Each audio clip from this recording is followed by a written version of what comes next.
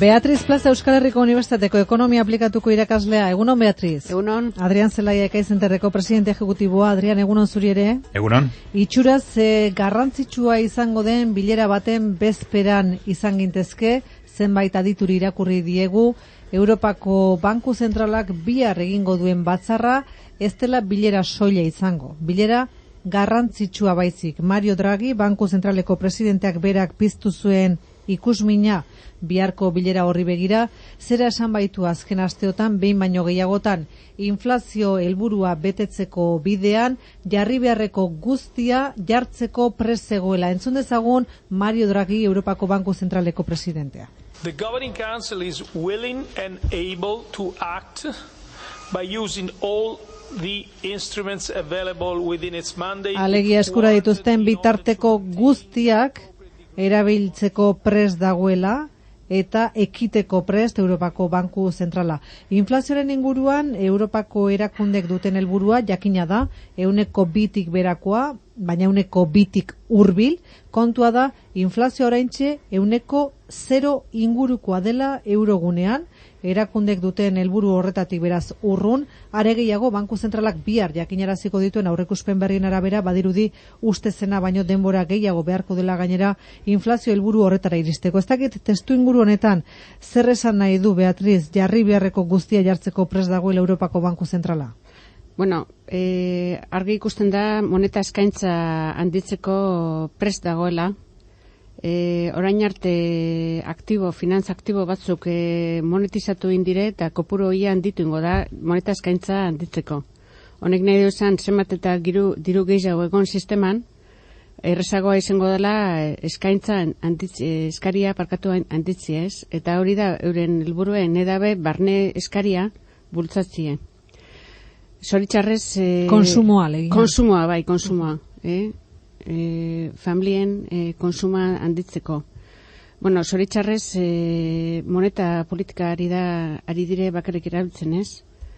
Fiskal, aurrekontu politika geldi dagoelako.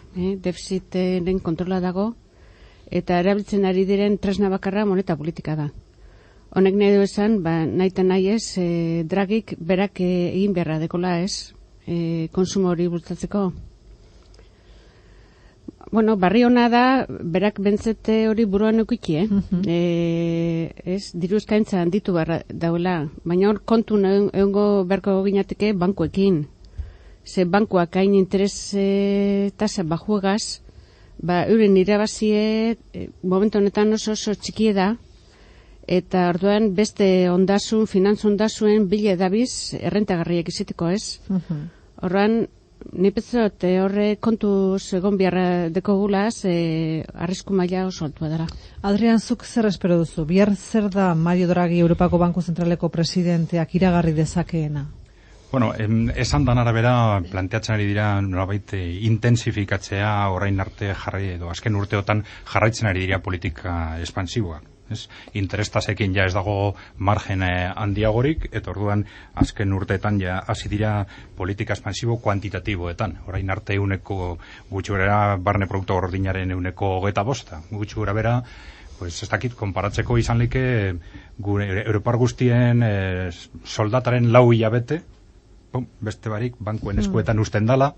Teorian, deflazioari aurre egiteko momentu honetan, beste momentu batzutan, beste arrazoi bat jarri da mai gainean, nik uste gero eta sinesgarritasun gutxiago dekola helburu horrek. Praktikan, inok ez dauko oso argi zergatik dan txarra inflazioa 0 egotia, batez be, arrazoia kosteak badire.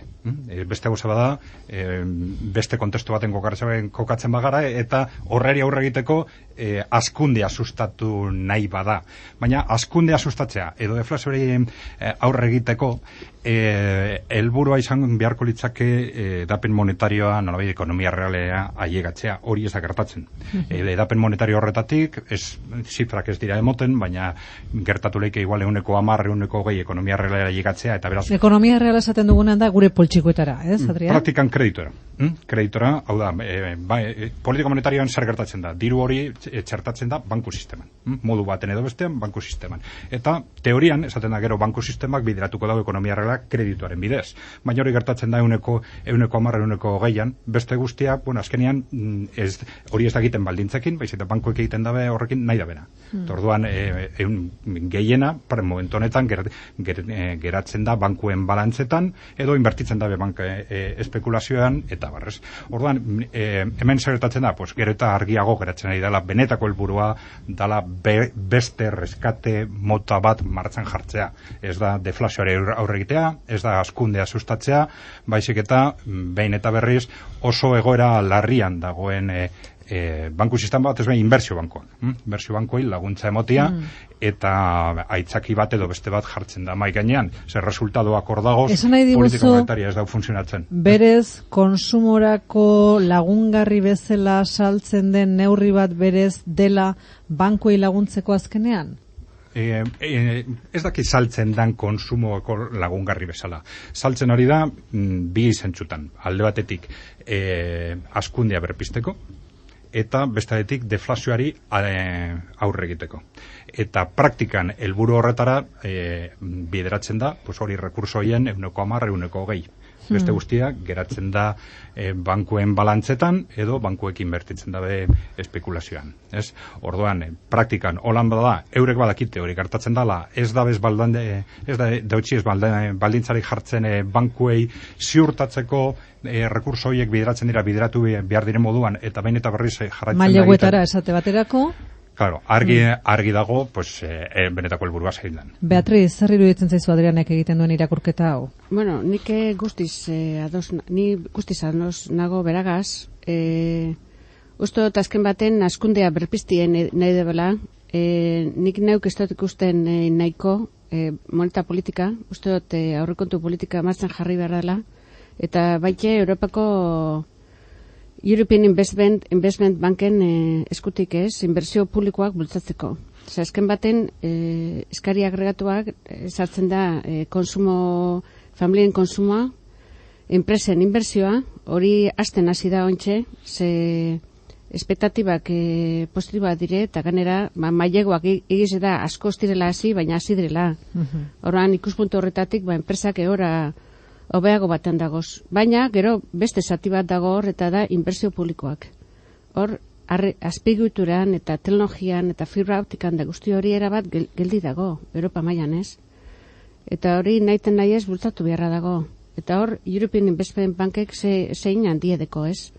Osea, nik neuk argi ikusten dut, European Central Bank, Europako Banko Zentralak berak bakarrik ezin dauela, hau konpontzeko berak bakarrik egin ez. Eta noren laguntza gehiago behar du?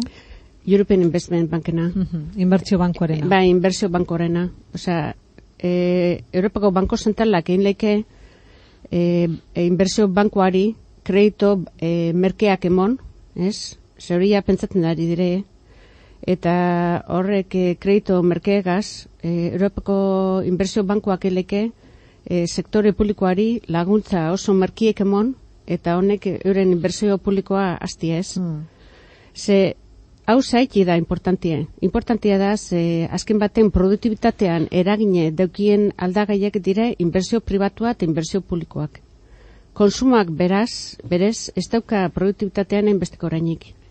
Orduan, epeluzien, kontutan izan behar dugu, zeintzu diren produktibitatean eragina edukiezan aldagaiek ez, eta hone dire inbertsio pribatua, hau da, inbertsio pribatua esaten dugunien, ari gara esaten enpresak zemat inbertitzen daben teknologian, berrikuntzan, formazioan ez, langile informazioan, eta baite inbertsio publikoa ez, inbertsio publikoak zemat inbertitzen daben errepide barrietan edo fibra optikan esate baterako, edo hezkuntza sisteman. Eta orduan argi ikusten da inbertsio publikoa erabat geldi daula, eta hori konpondu beharra dago. Bai, zuk esan dako aritik, EIB, Europako Inbertsio Bankoan aipatu duzu, eta horrekin lotuta hor dako plan Juncker. Azkenotan, hori inbertsio publikoa sustatzeko orduan.